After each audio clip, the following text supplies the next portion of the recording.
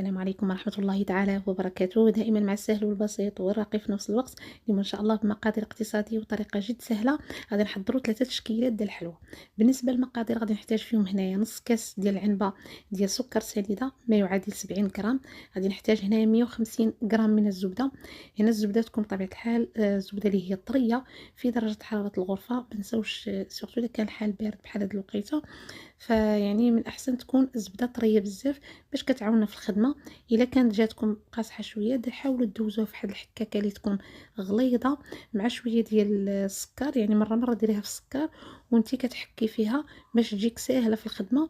وخدميها بيدك، يستحسن تخدميها بيدك ماشي بالملعقة كيف ما كندير انا، فاليد غادي تسخنها وغادي تسهل عليكم المأمورية. هنا كنخدموا السكر هو والزبدة حتى كينسجموا مع بعضياتهم.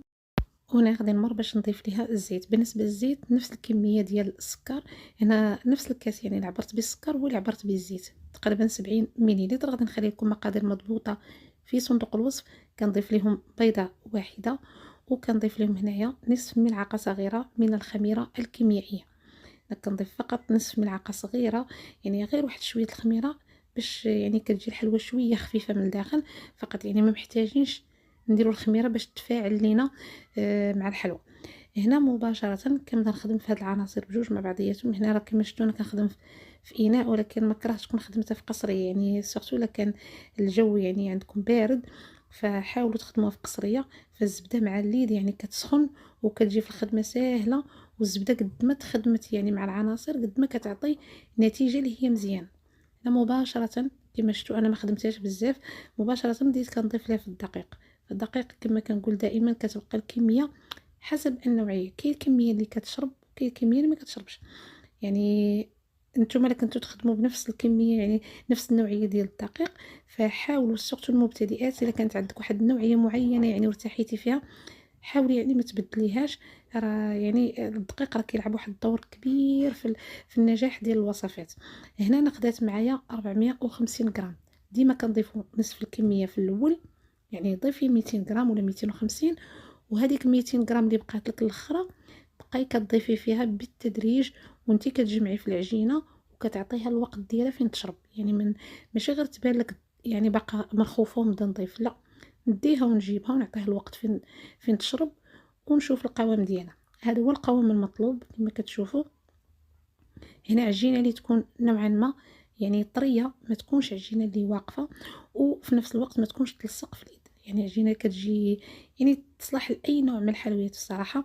في الشكل الاول غادي نخدموا لكم بالبوق اولا هاد لادوي هادي.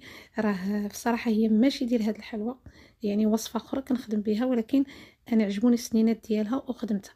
يعني هادو راه حنا كنعرفوهم لي بتي فور كنخدموا بهم، هادو التقليديين. اما الوصفه اللي يعني الوصفه اللي المعتمده دابا راه ما كيديروش هكا، راه كتجيب لابوش هادو كتجي شويه مرخوفه العجينه ما كتكونش بحال هكا. ولكن هذه هي الوصفه ديال زمان، حنا كنا كنخرجوها غير بحال هكا يعني. هذه هي كنقولوا حنا حلوه البوق، يعني من الحلويات اللي كانت يعني عندها واحد الاقبال كبير وباقا حتى دابا ما شاء الله. ولا قلنا حلوه البوق ضروري كنهضروا على هذا البنان اللي حنا كنقولوا في المغرب البنان حيت عنده ديك الفورمه ديال البنان وكانوا فيه اللوينات. يعني كنهضر على الجيل ديال الثمانينات والتسعينات ضروري غتكونوا عاقلين عليه. يعني من الحلويات اللي عندها طابع خاص الصراحه، يعني ما كتعوض على حلوه اللوز لا الحلوى البريستيج حتى حاجه. هنا كناخدهم في اللوينات يعني كالمعتاد دائما وكنزوقوهم من الفوق. هنا البنات اللي غتاخد هادشي من كنهضر على البنات اللي في اوروبا، يستحسن دائما تقلبي، حيت هاد النوع كيكون اغلبيه كيكون فيهم الجيلاتين. يعني الا لقيتي ضروري تاكدي من ان ما فيهاش الجيلاتين. هما الناس اللي في المغرب راه الحمد لله راه موجودين جيلاتين طبيعي وجيلاتين حلال. هنا بالنسبه للشكل الاول هذا، والشكل الثاني كما شفتوا العجينه ما شاء الله غادي تخرج واحد الكميه. يعني انا بصراحه الكميه صدمتني، يعني ما شاء الله طرحت فيها البركه. انا غادي نخدم بهذا الطابع ديال النجيمه اولا ديال الدوزام اللي كنقولوا هنا كنخدموا به حنا غريبه، واليوم بغيت نخدم به هذا الشكل. الا بغيتو ديروه بحال الشكل ديال الغريبه يمكن لكم، غير انا هذا الشكل عجبني.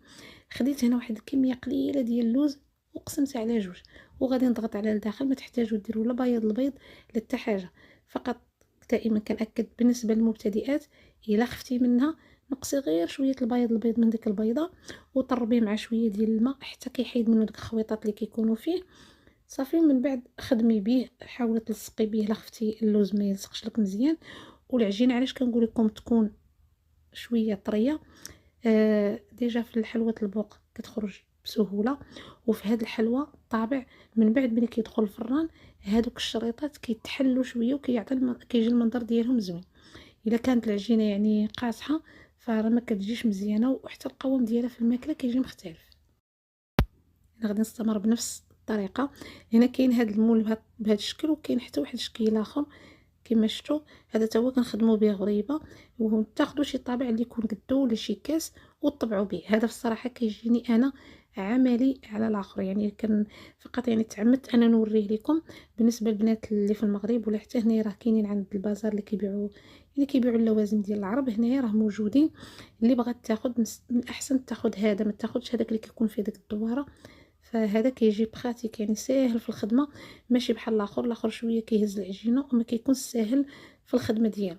انا ضروري نمروه شويه مره في الدقيق باش ما كيلصقش لينا في العجينه. كنعرفوا ان العجينه كانت مرمله فكتجي شويه صعيبه الا لصق لينا فيها القطاع.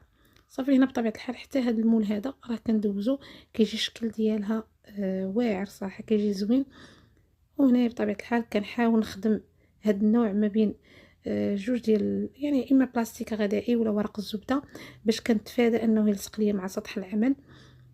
سورتو بالنسبه للمبتدئات يعني قد ما لقيتي تخدميها في بلاستيك او ورق الزبده يكون احسن، حيت لا خدمتيها فوق سطح العمل غتبقاي ترشي في الدقيق ولا ما عرفتيش الكميه. يعني الناس اللي ما كيميتريزيوش الكميه ديال الدقيق راه حتى الدقيق كيلعب واحد الدور اللي يعني واخا تخدمي بنوعيه جيده ديال الزبده ونوعيه جيده ديال الدقيق غير الا فوتي ليها العبار راه صافي كتجي الحلوه بحال مدقسه من الداخل.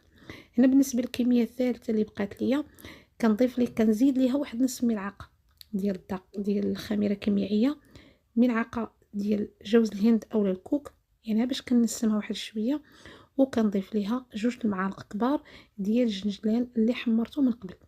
هادو فقط البنات اضافات، يعني اللي بغات ما ديرهمش، اللي بغات دير فيرميسيل اولا شعريه ديال الشكلاط، اللي بغات دير الزبيب مقطع حتى هو، ولا اللي بغات دير كاوكاو ولا اي نوع من المكسرات بطبيعه الحال اللي نكونوا حمرناهم من قبل وكنطحنوهم غير شويه يعني كيبقاو مهرمشين وكتنسمي بهم من الداخل. اللي بغات تضيف لهم كذلك النيدو اولا الحليب المجفف كتحمريه شويه في المقله، يعني ردوا ليه البال حيت دغيا كيتحرق وكتضيفيه ليه حتى هو كيعطي واحد النسمه اللي هي زوينه. انا غادي نخدمها بحال الشكل ديال الغريبه، داكشي علاش ضفت ليها الخميره. وغادي نجيب هذا النوع ديال الغرانولا ولا اي مكسرات عندكم، الا كان عندك حتى كاوكاو بالقشره ديالو محمر ويكون مهرمش، وغادي نجمعهم بواحد القليل من المربى، يعني شويه الكونفيتور ماشي بزاف، اولا القليل من الجليكوز اللي عندكم ولا الناباج، غير المهم ما تكتروش باش ما كيسيحش ليكم وبالتالي كتحرق الحلوى كامله من التحت. غادي نشكلهم كامل على شكل يعني كويرات. الحجم ديال الكره تقريبا 20 غرام. ما عرفتش شكون هي المرضيه اللي غتكون وصلت لهذه المرحله. طلب فقط الاخوات، نتمنى انكم تبارطاجوا القناه اللي عندها الواتساب اللي عندها الفيسبوك. الا لاحظتوا القناه يعني الاشهر الاخيره يعني نقص التفاعل بواحد الكميه اللي هي كبيره. ما عرفتش علاش. اللي عندكم اقتراحات او تساؤلات او يعني حنا راه كيكون يعني اي فيديو كيتحط على حسب المقترحات ديالكم، على حسب يعني الرغبه ديال المتابعين ديالي. هنا من بعد ما حطيت يعني انا غندوز لكم الحلوى، ولكن ما تنساوش البارطاج. انا كنوضع في الوسط كما شفتوا كنعمرها صدقوني عرفتي كيجي المذاق ديالها اللي شافها كيحسب ليه راه فيها شي حاجه وهي راه ما فيها والو كونفيتير. وهنا هذا بحال كونفليكس اولا الجرانولا راكم عارفين هذا فيه خليط. يعني شوفوا لي ما شاء الله، بيضه وحده 125 غرام ديال الزبده، نص كاس ديال الزيت ونص كاس ديال السنيده. خرجوا ما شاء الله الخير والبركه. حلوه اللي كتجي راقيه في المنظر ديالها، مقادير اقتصاديه وطريقه مبسطه. يعني بقينا لكم في التيم ديال السهل والبسيط والراقي في نفس الوقت، وكميه ما شاء الله راه مازال في الطاوه ما حطيتش كل شيء. غادي نقسم معكم حتى تشوفوا القوام ديالها كيجي رهيب، كتجي رطبه كتجي كتفتت في الفم. نتمنى البنات تبارطاجيو، يعني فيديو يستحق تجربة، ويستحق انك تبارطاجي مع الاحباب ديالك ومع الاخوات ديالك باش كلشي يستافد. شوفوا لي ما شاء الله هذه راه اللي شافها كيحسب لي مخدومه غير باللوز وبالجنجلان، كتجي واحد المذاق رهيب سورتو مع داك الكوك.